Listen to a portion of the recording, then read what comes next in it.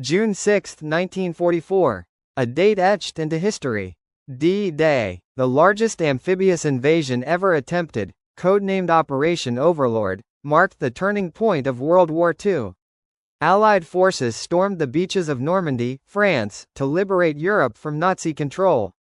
But how did this monumental operation come together? Today, we're breaking down the planning and execution of the Normandy landings.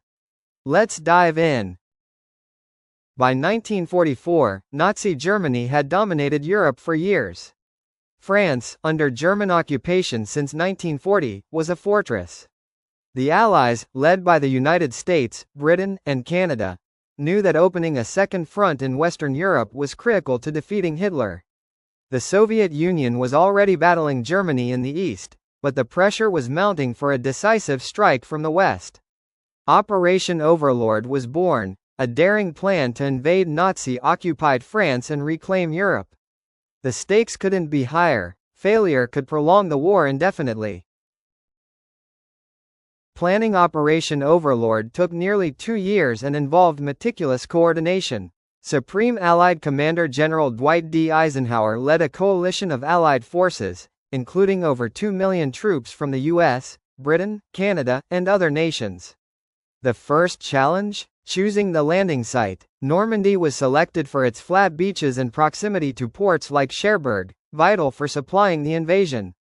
5 beaches, codenamed Utah, Omaha, Gold, Juno, and Sword, were targeted for the assault. But the Nazis weren't idle. They'd built the Atlantic Wall, a 2,400-mile network of fortifications, bunkers, and beach obstacles along the coast. To counter this, the Allies launched Operation Bodyguard, a massive deception campaign. Fake radio traffic, inflatable tanks, and even a phantom army led by General George Patton convinced the Germans the invasion would hit Calais, not Normandy. Logistics were staggering. Over 5,000 ships, 11,000 aircraft, and 156,000 troops were mobilized for D-Day. Paratroopers would drop behind enemy lines to secure key bridges and roads, while naval bombardments would soften German defenses. Timing was critical. Low tides and a full moon were needed for the landings, narrowing the invasion window to early June 1944. As June approached, tension was palpable. Troops gathered in southern England, their morale a mix of determination and fear. General Eisenhower penned a heartfelt letter to his men, saying, "The eyes of the world are upon you." But the weather posed a problem. Storms threatened to disrupt the landings. On June 5, meteorologists predicted a brief window of calmer seas. Eisenhower made the call, "Okay, let's go." That night, thousands of paratroopers from the 82nd and 101st Airborne Divisions boarded planes. Their mission? Secure roads and bridges to disrupt German reinforcements. Meanwhile, naval convoys carrying troops and equipment crossed the English Channel under cover of darkness. The stage was set. On June 6, 1944, dawn brought the invasion of Normandy. Allied warships unleashed a massive bombardment on German defenses, and by 6:30 a.m., troops landed on the beaches. Utah Beach saw light resistance, and American forces swiftly secured the beach. Omaha Beach, however, was the bloodiest battle of the day. Steep cliffs and formidable German defenses resulted in nearly 2,400 American casualties.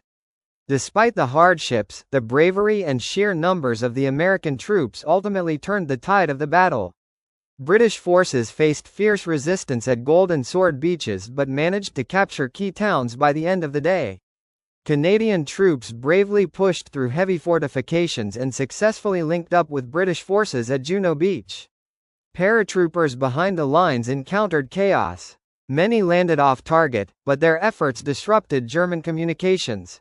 By nightfall, 156,000 Allied troops had successfully landed on the beaches. However, the cost was steep, with over 10,000 Allied casualties, including 4,400 dead.